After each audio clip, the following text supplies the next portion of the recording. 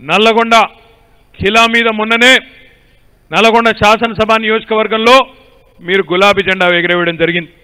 రేపటి రోజున మరి అఖండమైన మెజారిటీతో 3 లక్షలకు తగ్గకుండా నల్లగొండ పార్లమెంట్ స్థానం మీద కూడా గులాబీ జెండా ఎగరేసే దిశగా మనందరం అకుంఠితమైన దీక్షతో పట్టుదలతో నిబద్ధతతో పనిచేస్తే తప్పకుండా ఫలితం అద్భుతమైన ఫలితం వస్తది అనే మాట కూడా ఈ సందర్భంగా నేను మీకు విజ్ఞప్తి చేస్తా ఉన్నాను. 2014లో ఆనాడు భారతదేశం మొత్తం చూసినట్టయితే నరేంద్ర మోడీ గారు ప్రస్తుతం భారత ప్రధానమంత్రిగా ఉన్న గౌరవనీయులు మోడీ గారు ఆయన హవా దేశమంతటా ఉండే.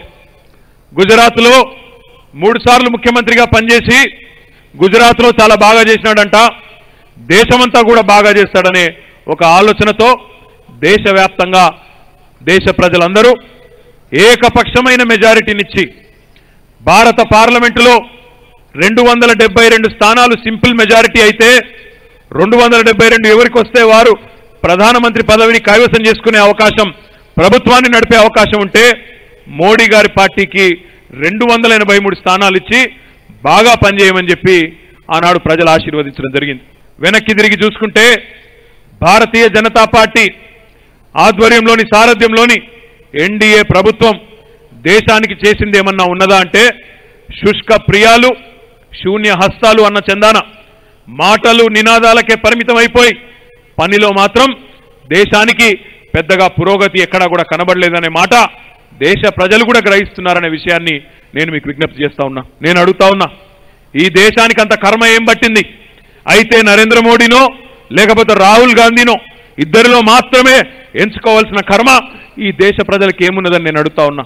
ఎందుకంటే ఈ దేశంలో అటు కాంగ్రెస్ కానీ ఇటు బీజేపీ కానీ ఈ 2 పార్టీల పొడగిట్టని, ఈ 2 పార్టీలంటే పడని ప్రాంతీయ పార్టీలు కోకొల్లలుగా ఉన్నాయి. టీఆర్ఎస్ లాంటి ప్రాంతీయ పార్టీకి అయితే జాతీయ పార్టీల కంటే ఎక్కువ జాతీయ భావాలు ఉన్నాయనే మాట కూడా ఈ సందర్భంగా నేను మీకు విజ్ఞప్తి చేస్తా ఉన్నా.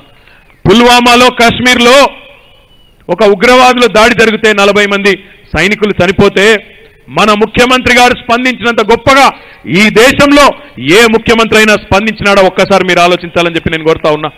ఈ రోజు ఈ దేశ రాజకీయ వ్యవస్థ చూస్తా ఉంటే 71 ఏళ్ల తర్వాత, స్వాతంత్రం వచ్చిన 71 ఏళ్ల తర్వాత ఇంకా కూడా వెనక్కి తిరిగి చూస్తే చాలా సమస్యలు ఎక్కడ వేసిన గొంగడి అక్కడనే అన్నట్టు అపరిష్కృతంగా మిగిలిపోయి ఉన్నాయి. దీనికి కారణం ఎవరు? 71 సంవత్సరాలు ఈ దేశాన్ని నడిపింది ఎవరు? కాంగ్రెస్ బీజేపీలే కాదా? ఈ 2 పార్టీలే దేశాన్ని 71 ఏళ్లు ఏలింది. మళ్ళీ వాళ్లే ముందుకొచ్చి అయితే మోడీ లేకపోతే రాహుల్ గాంధీ అని చెప్పి వాళ్ళిద్దరి మధ్యనే ఉండాలి తప్ప 3వ వ్యక్తి రాకూడదు, 3వ కూటమి రాకూడదు అన్నట్టుగా ఈరోజు ఏ నాటకాన్ని అయితే ఆడుతా ఉన్నాయో దేశ ప్రజలు గమనిస్తా ఉన్నారనే మాట ఈ సందర్భంగా నేను మీకు విజ్ఞప్తి చేస్తా ఉన్నా. అన్నిటికన్నా గర్వకారణం ఈరోజు టీఆర్ఎస్ కార్యకర్తలుగా, టీఆర్ఎస్ నాయకులుగా, గౌరవనీయులు కేసీఆర్ గారి సారథ్యంలో పనిచేస్తున్న సైనికులుగా మనం గర్వపడే రోజు వచ్చింది అనే మాట కూడా నేను మీకు విజ్ఞప్తి చేస్తా ఉన్నా. దేశంలో రేపటి రోజున 16 మంది సభ్యులు మనం, ఒకటి మన మిత్రుడు అసదుద్దీన్ ఓవైసీ గారు, అదే రకంగా మిగతా మిత్రులు ఎవరైతే బీజేపీ అంటే కాంగ్రెస్ అంటే గిట్టని వాళ్ళు, ఎవరైతే బీజేపీతో కాంగ్రెస్తో సమదూరం పాటించే ప్రాంతీయ పార్టీల మిత్రులున్నారో మనందరం ఒక కూటమిగా ఏర్పడి, ఒక ఫెడరల్ ఫ్రంట్ గా ఏర్పడి 70 నుంచి 100 స్థానాల్లో రేపు మనమే ఢిల్లీలో కీలకంగా ఉంటే ఉరుక్కుంటూ రాదా బుల్లెట్ రైలు హైదరాబాద్ కు ఆలోచించాలని చెప్పి నేను మిమ్మల్ని అందరినీ కూడా విజ్ఞప్తి చేస్తా ఉన్నా. ఈ రోజు ఈ రాష్ట్రంలో మన వాళ్ళు కాని వాళ్ళు ఎవరు లేరు, అందరూ మన వాళ్ళే. అందరికీ ముఖ్యమంత్రి కేసీఆర్ గారే. టీఆర్ఎస్ పార్టీ అధ్యక్షులు ఎవరిని ఖరారు చేసినా ఆ అభ్యర్థికి కాదు మనం ఓట్లేసేది, కేసీఆర్ గారికి అనే మాట మీరు గుర్తుపెట్టుకోవాలని చెప్పి కూడా మళ్ళొకసారి పేరున హృదయపూర్వకంగా విజ్ఞప్తి చేస్తూ